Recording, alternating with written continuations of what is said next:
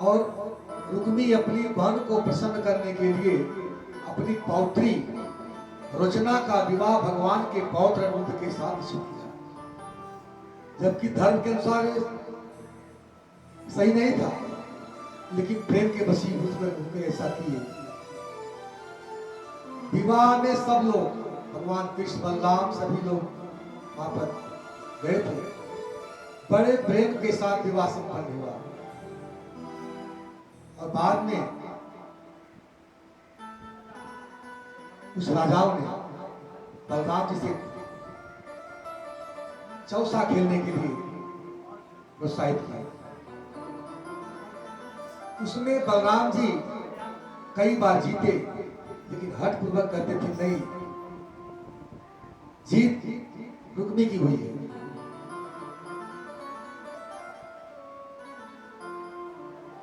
बलराम जी ने कहा है दाव मैंने जीता है, रुक्मी सरासर झूठ बोल रहा है। और उसे आकाशवाणी हुई थी कि जीत बलराम जी की हुई है, फिर भी नहीं मानी। कहा रुक्मी ने, नैवाच्छिगो गो विदायो यवो गोपाला बन गोचरा। बलराम जी, आखिर तुम लोग बनने भटकने वाले ग्वाले हो, ये पासा खेलना क्या है? भगवान को क्रोध आया, आग से बबूला हो गए और उन्होंने अपने बुद्ध से ही भरी सभा में रुक्मी का वध कर दिया। क्योंकि भगवान ने केवल मुंडन किया था तो थोड़ा खाना पका सुनाया और स्वयं बलराम जी ने वध कर दिया। इस बात पर भगवान कृष्ण ने न तो रुक्मिणी का पक्ष लिया, अगर रुक्मिणी का पक्ष लेते तो बलराम जी नाराज होते, बलराम जी का पक्ष लेते तो रुक्मिणी नाराज होती, इसलिए बात पर शांत रहे। एक दिन बाणासुर की पुत्री थी उषा। उषा ने स्वप्न में अनिरुद्ध को देखा, उसके मन में कामना हो गई, तो उनकी बाणासुर का मंत्री था कुष्मांड, उसकी पुत्री थी चित्रलेखा।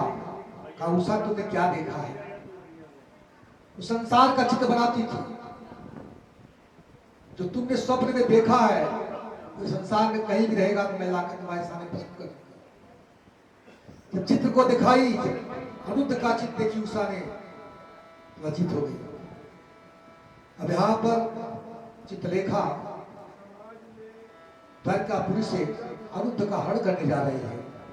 चित्रलेखा है बुद्धि, अनिरुद्ध है मन। कैसे हरण करें? जब तक ब्रह्मचारी न मिले। वहां पर सुदर्शन चक्र लगा हुआ है। नारद जी ने सुदर्शन चक्र को भ्रमाया और चित्रलेखा ने अनिरुद्ध का हरण कर लिया। हरण करके ले आई। उषा अनिरुद्ध के साथ अपने महल में हास परिहास करने लगे। एक दिन उनके सेवकों ने देखा कि महल से आवाज आ रही है उषा के कक्ष से। उन्होंने बाणासुर से कहा, कन्या या दूषण, आपकी कन्या दूषित हो चुकी है। बाणासुर को पता चला। इधर भगवान कृष्ण और बाणासुर भगवान शिव जी का भक्त था। भगवान शिव में घनघोर युद्ध हुआ, किसी की हार नहीं हुई। भगवान शंकर ने महेश्वर जल छोड़ा, भगवान कृष्ण ने वैष्णव जल छोड़ा। वैष्णव जल महेश्वर जल को पटक दिया, चिल्लाने लगा, नमामि त्वां शक्ति परेशं सर्वात्मानं केवलं ज्ञाति मात्रं विश्वोत्पत्ति स्थान सरोद हेतु यत् ब्रह्म ब्रह्मलिंगं प्रशांतम्। प्रभु, आपकी शक्ति अनंत है, आप ब्रह्मांड ईश्वरों के भी परम ईश्वर हैं, आप सबके आत्मा स्वरूप हैं, आप अद्वितीय ज्ञान रूप है। संसार की उत्पत्ति, स्थिति और संहार सबके कारण आप हैं। श्रुतियों ने आपका गुणगान किया है, आप समस्त विकारों से रहित पर ब्रह्म है, आपको नमस्कार करता हूं। भगवान श्री कृष्ण ने कहा, शिव श्री भगवान आपकी बात को मानता हूं, जैसा आप चाहते हैं वैसा करूंगा। बाणासुर दैत्यराज बलि का पुत्र है, मैं इसका वध नहीं कर सकता, क्योंकि प्रहलाद को वर दिया हो तो तुम्हारे वंश में पैदा होने वाले किसी भी दैत्य का वध नहीं करता। लेकिन इसका घमंड बहुत बढ़ चुका है। बाणासुर की 1000 भुजाएं थी, सब भुजाओं को काट कर 4 भुजाएं रखा है।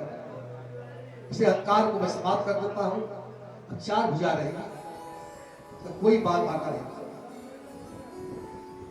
इस प्रकार जब अभय दान दिए तो बाणासुर ने भगवान के सामने आकर के पृथ्वी पर अपना मस्तक टेका, मत्था टेका और अपनी पुत्री उषा को ले आकर के अनिरुद्ध के साथ रथ पर बैठा करके विदाई की। एक दिन शाम अदोन 4 भाग अगर घूमने के लिए वन में गए और वहां पर एक कुआं था। कुएं में झांक करके देखा तो गिरगिट दिखाई दिया। गिरगिट को किसी रस्सी से बाहर निकाले, आने के बाद भगवान को देख करके भगवान को देखा, चरणों का स्पर्श हुआ तो राजकुमार के रूप में परिवर्तित हो गया। कहने लगा कि निगो नाम नरेंद्र इच्छा कुतनय प्रभो दान विश्वाय मानेशु यदि कर्णमस्पृशम। हे प्रभु, मैं इच्छा का पुत्र नहीं हूं। बड़े अहंकार के साथ बोल रहा है।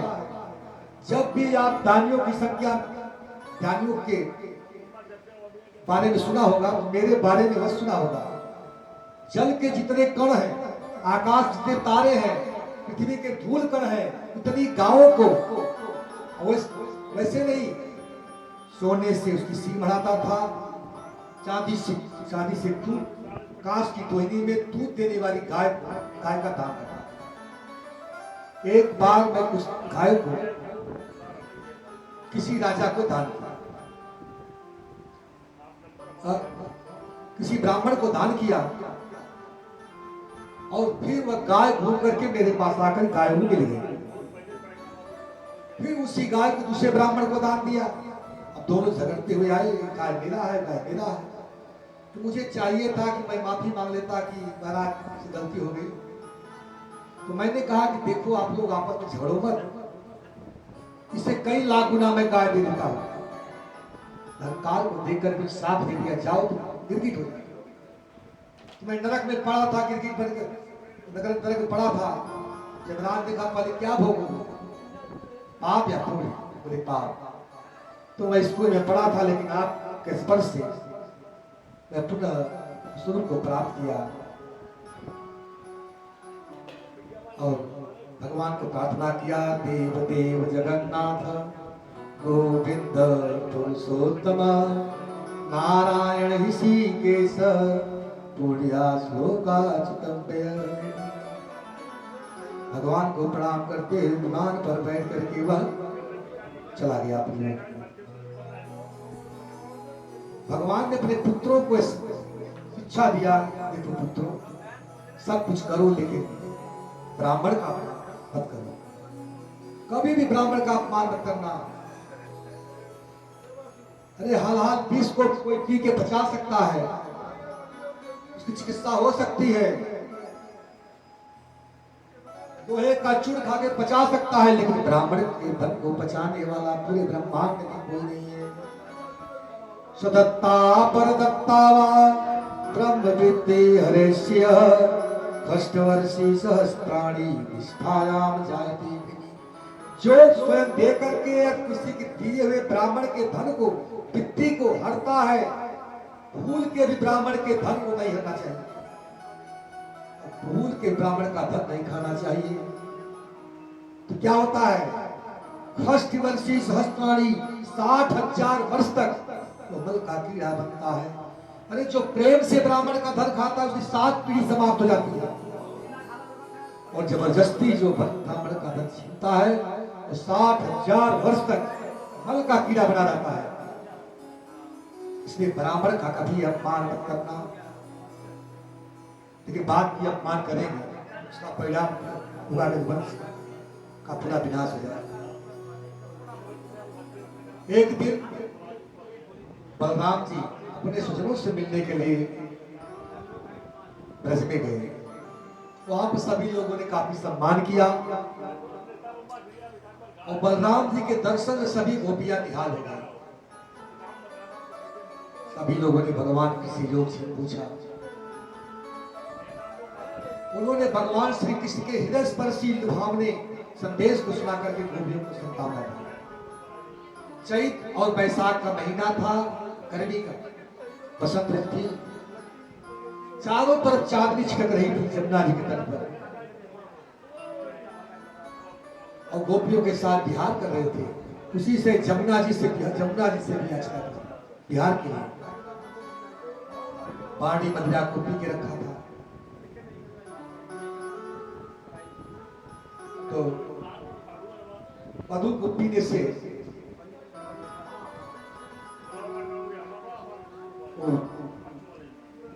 बलराम जी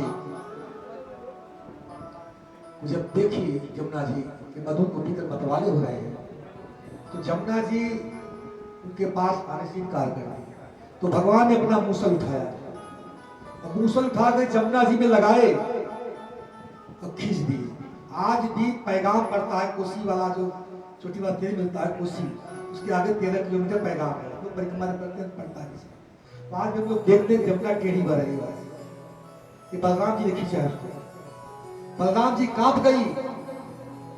कहा पापे बम बम भज्ञाय न्याय स्वयाय। अरे पापी, तो मेरी आज्ञा का अवहेलना किया, अभी तुम बजा चुका था। तुरंत जमुना जी भगवान के चरणों में गिर पड़ी।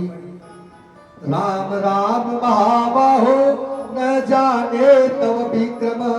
हे राम, हे बाबा, मैं आपकी विक्रम को नहीं समझ पाई, मुझे अपराध को क्षमा करिए। बलराम जी ने क्षमा कर दिया और जी जल कीड़ा करने लगे। सुखदेव गोस्वामी कहते हैं परीक्षित जब बलराम जी ब्रज में गए थे, उसी समय करुष देश चुनार पड़ता है, बनारस के पास में चुनार है। वहां पर एक पौंड्रक नामक राजा था। तो जैसे भगवान का स्वरूप था उसी तरह स्वरूप बना लिया। चक्र धारण कर लिया, मुकुट धारण कर लिया, पीतांबर पहन लिया, सब स्वरूप भगवान का बना लिया। और भगवान के पास संदेशा भिजवाया, जाकर के भगवान क्या कह दो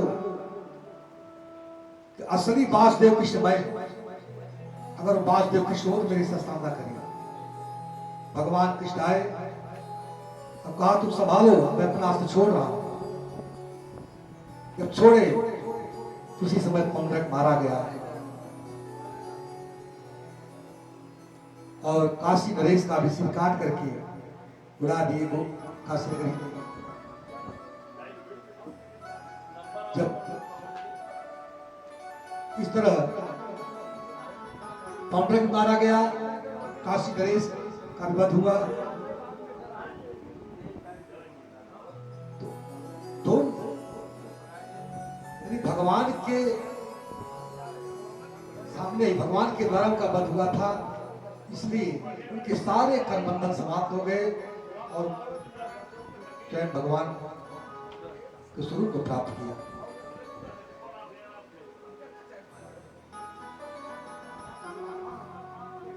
एक द्विविध नामक बंदर था जो भौमासुर का मित्र था। बानर बड़े बड़े नगरों में जाकर के हीरो की बस्ती में आग लगा देता था। 10,000 हाथियों का बल था। समुद्र में खड़ा हो जाता था तो समुद्र में बाढ़ जाती थी बीच में,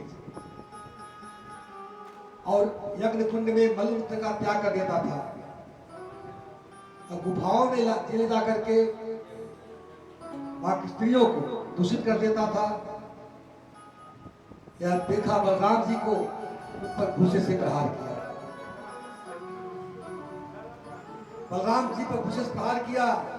भगवान ने अपना हाथ उसका घर रखा, दोनों नदी से उसके ऊपर जब प्रहार किए तो खून उगलता हुआ मारा गया पूर्ण।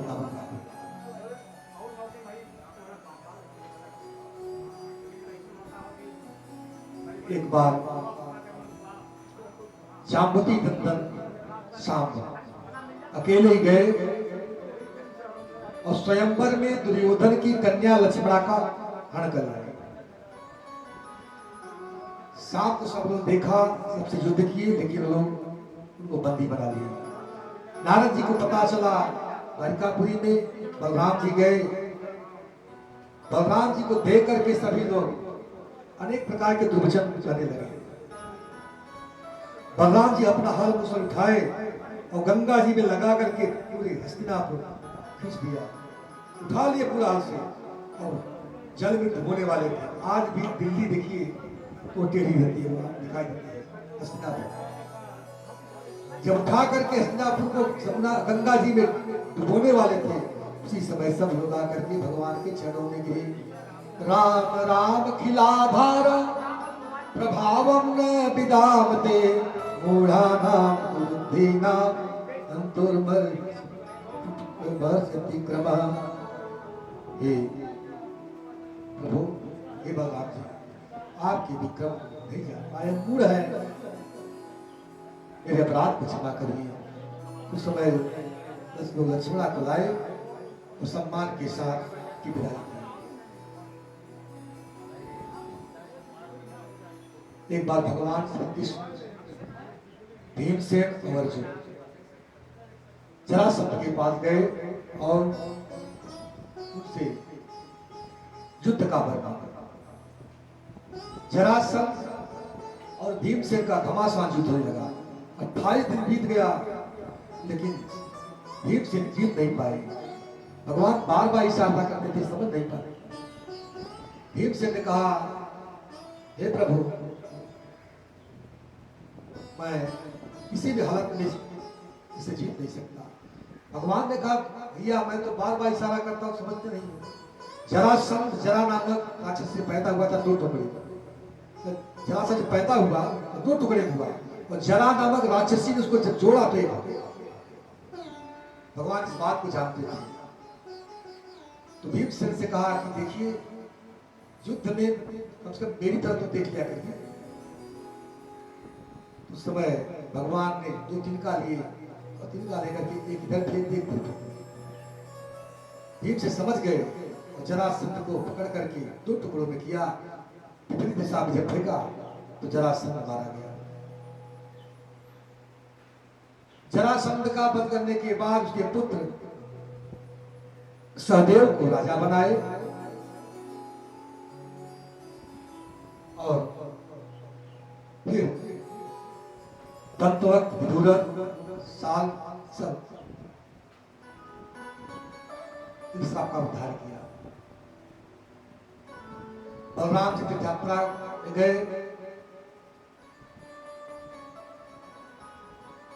और अब हम भगवान की जो सबसे प्रिय सखा है उनके बारे में कहने का प्रयास कर रहा हूं। सुदामा चरित्र। कृष्णस्यासी सखा कश्चित् ब्राह्मणो ब्रह्मवित्तमः विरक्तेन्द्रियार्थेषु प्रशान्तात्मा जितेन्द्रियः। कृष्णस्य सखा कश्चित्, ये कृष्ण के सखा थे। कैसे थे? ब्राह्मणो ब्रह्मवित्तमः, वह ब्राह्मण ब्रह्म को जानने वाले थे। विरक्त थे, इंद्रियां उनके बस में थी, इंद्रियों के बस में नहीं थे। हमेशा प्रसन्न रहते थे, जितेंद्रिय थे, जो विजय प्राप्त करने वाले थे। शील सुखदेव गोस्वामी जितना सुंदर विशेषण सुदामा के लिए प्रयुक्त किया, उतना सुंदर विशेषण और किसी संत के लिए प्रयुक्त। सुदामा जी गरीब जरूर थे, लेकिन दरिद्र नहीं थे। क्योंकि दरिद्र वो है जो असंतोषी है। दरिद्रोयस्तु असंतुष्टो, जो सबके पास संतोष नहीं है वही दरिद्र है। जिसके मन में असंतोष है वह दरिद्र है, जिसके पास संतोष है वो इतना भी गरीब होते हुए दरिद्र नहीं है। गोधन गजधन राजधन और रतन धन खान, जब आवे संतोष धन सब धन गुण। संतोष के सामने सब धन बेकार है। सुदामा के पास संतोष है, इसे दरिद्र तो कभी कहा नहीं जा सकता। सुदामा के जीवन में भयंकर गरीबी है। कई दिन से अकाल पड़ने के बाद बच्चों को खाने के लिए कुछ नहीं है, फिर भी संतुष्ट है। बहुत लोगों के पास सारी संपदा, अरबों खरबों की संपदा भई रहती है, फिर भी संतुष्ट रहते हैं, उसे दृढ़ कर सकते हैं। सुदामा का भगवान के प्रति समर्पण है। नाथ सकल संपदा तुम्हारी, मैं सेवक सवेत सुदामा। दुशीलो मातृदोषेन पितृदोषेन मूर्खता, कार्पण्य वंश दोषेन आत्मदोषेन दरिद्रता। अगर बच्चा दुष्टी हो गया, पढ़ा लिखा नहीं, ये माता की गलती है, माता उसका देखभाल नहीं। और पितृ दोषेण मूर्खता, दुशील निकल गया तो माता का दोष, पढ़ा लिखा नहीं तो पिता का दोष। पितृ दोषेण मूर्खता, दुशील होना माता का दोष, मूर्ख होना पिता का दोष। और कार्पण्य वंश दोषेण, कार्पण बनना, कृपण बनना, यह वंश का दोष है। आत्म दोषेण दरिद्रता, दरिद्रता अपने दोष जाता है, बनाता नहीं। केचित् वदन्ति धनहीन जनो जघन्य, कोई कहता है जो धन से हीन है वो जघन्य है। और केचित् वदन्ति गुणहीन जनो जघन्य, कोई कहता है जो गुण से हीन है वह जघन्य है। व्यासो वदत् अखिल वेद पुराण विज्ञो, नारायण स्मरण हीन जनो जघन्य। लेकिन वेद व्यास अपने पुराण सभी पुराणों में लिखा है कि जो नारायण के स्मरण से हीन है, भगवान का ध्यान नहीं करता, वही जघन्य। उनकी पत्नी सुशीला को दरिद्र कहा गया क्योंकि उसके पास संतोष नहीं है, संतोष है। दरिद्रासीन मानसा बेपार, सुशीला को दरिद्र कहा गया। बहुत काल तक अकाल पड़ा, खाने के लिए कुछ नहीं था। सुशीला बहुत दुखी थी। देखिए, जब हमारा भाव भगवान के प्रति होता है तो किसी न किसी बहाने भगवान की मैं रक्षा करते हैं। आज द्वारिकाधीश स्वयं कृष्ण एक सत्य के रूप में आए और सुशीला से कहा, ये देवी, आपके जो मित्र हैं बचपन के, द्वारिकाधीश सब परिवार का, इसलिए तुम अपने पति को अपने मित्र के पास से भेजो, तुम्हारी सारी दरिद्रता दूर हो जाएगी। ये रास्ता भगवान ने स्वयं बताया। सुदामा की स्थिति को देख सुशीला ने कहा अपने पति से, हे प्रभु, देखिए इतने दिन से हमारे बच्चे भूखे मर रहे हैं, खाने पीने के लिए कुछ नहीं है। और मैं सुनी हूं, भगवान बताए, मैं सुनी हूं तुम्हारे बचपन के मित्र द्वारिकाधीश, अगर उनके पास जाते हो तो तुम्हारी सारी दरिद्रता कष्ट जो है तुम्हारे पास दूर हो जाएगा। सुदामा ने कहा कि मैं अपने मित्र से कुछ मांगने जाऊं? नहीं नहीं सुशीला, ऐसा कभी नहीं हो सकता, मैं कभी नहीं जाऊंगा। सुशीला ने कहा, देखो वो तुम्हारे बचपन के मित्र हैं, साथ में पढ़े भी हैं, अरे मांगने के लिए मत जाओ, कम से कम तुम्हारे अंदर इतनी भी इच्छा नहीं होती कि हमारे बचपन के मित्र हैं उनसे मिलकर आओ, कम से कम मिल के तो आओ उससे। सुदामा प्रसन्न हो गए, कहा अहो ही परमो लाभ उत्तम श्लोक दर्शन। ये तो बहुत बड़ा लाभ होगा, भगवान उत्तम श्लोक का दर्शन होगा। अरे सुशीला, मैं अपने प्रभु से मिलने जाऊंगा, लेकिन मेरे पास देने के लिए कुछ नहीं है। जो भी व्यक्ति जाते हैं किसी के पास उपहार लेके जाते हैं, उपहार देने के लिए मेरे पास कुछ नहीं है, मैं क्या लेकर जाऊंगा। धन्य है भारत की संस्कृति। आज सुदामा भगवान से मांगने के लिए नहीं जा रहे हैं, लेकिन जा रहे हैं तो देने की चिंता है, मैं उन्हें क्या दूंगा। सुशीला 4 घर से 4 मुट्ठी चिवड़ा मांग के लाई और फटे पुराने कपड़े में बांध दिया। सुदामा उस चिवड़ा को लेकर के चले। जब सुदामा द्वारिकापुरी जाने लगे तो दरिद्र आकर के सामने बोल रही, प्रभु आप तो जा रहे हो, आप हमारे अच्छे जजमान थे, अब हमारा क्या होगा। सुदामा कहते हैं, ये हो दरिद्र, चल द्वारिका को साथ मेरे, कान कढ़ाई सो तो ही मांग ली। तुम मेरे साथ चलो, अगर कन्हैया कुछ देना चाहेंगे तो मैं आपको मांगूंगा। दरिद्रता कहती है, हे सुदामा, तुम भगवान के सम्मुख जा रहे हो, उसके साथ एक कदम चलना भी मुश्किल है। सुदामा तुम धन्य हो जाओगे, तुम प्रभु के चरणों में जा रहे हो। सुदामा 4 मुट्ठी चिवड़ा लेकर के चले श्याम सुंदर से मिलने सुदामा, गाते चले मन में हरे कृष्ण।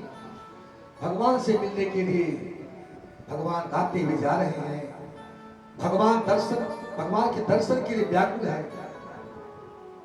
सुदामा से कृष्ण मिलने के चल दिए। ये भूख प्यास से व्याकुल है।